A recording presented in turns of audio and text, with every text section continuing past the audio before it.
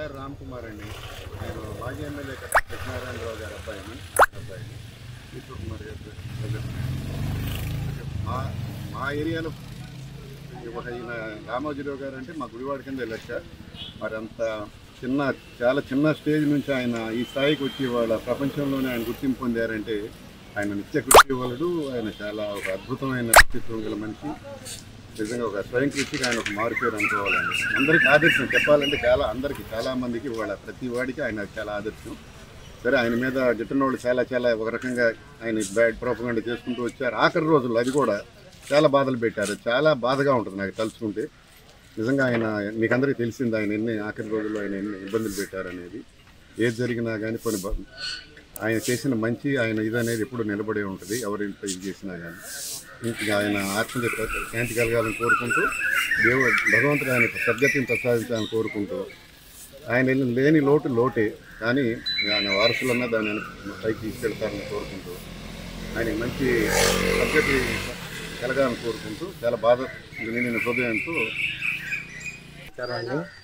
ఇక్కడ ఈరోజు ఎందుకు కూడి ఉన్నామని అంటే తెల్లరగట్ట 4:30-5 గంటల సమయంలో చెరుకూరు రామోజీరావు గారు పెదపారిపూడి గ్రామ వాస్తవ్యులు ఇక్కడ నుంచి హైదరాబాద్లో స్థిరపడి ప్రపంచవ్యాప్తంగా 102 సంస్థల అధినేతగా వాళ్ళు పిలువబడుతున్నారంటే ప్రపంచ మేధావుల్లో ఒక మేధావి అని చెప్పవచ్చు.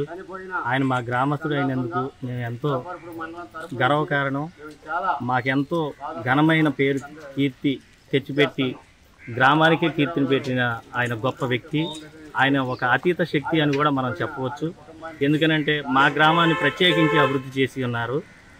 ఏ విధంగా అంటే ఇక్కడ నుంచున్న రోడ్డుతో సహా సీసీ రోడ్లు కానీ, అలాగే ప్రతి ఇంటికి కుళాయి కానీ, ప్రతి ఇంటికి మరుగుదొడ్డి కానీ, అలాగే గుడి బడి సొసైటీ, అలాగే పశువుల హాస్పిటల్, ప్రతిదీ కూడా అంగన్వాడీలతో సహా చెరువు చుట్టూతా కూడా సుందరీకరణ, ఒక నగరీకరణం ఎలా ఉంటుందో అలాగ సుందరీకరణంగా మా గ్రామాన్ని తీర్చిదిద్దినందుకు వాస్తవానికి మేము చాలా చింతిస్తూ ఉన్నాం. ఇవాళ ఆయన మా మధ్యన లేనందుకు దుఃఖిస్తున్నాము.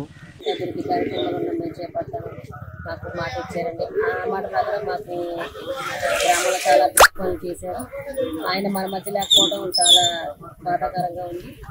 ఆయనకంత మహాజ్ఞాని, ప్రపంచ జ్ఞాని, గిన్నీస్ వరల్డ్ రికార్డులో మంచి స్థానాన్ని సంపాదించిన మహానుభావుడు. ఆయన మధ్య లేకపోవడం చాలా విచారంగా ఉంది. ఆయన ఆత్మకు శాంతి కలగాలని దేవుడు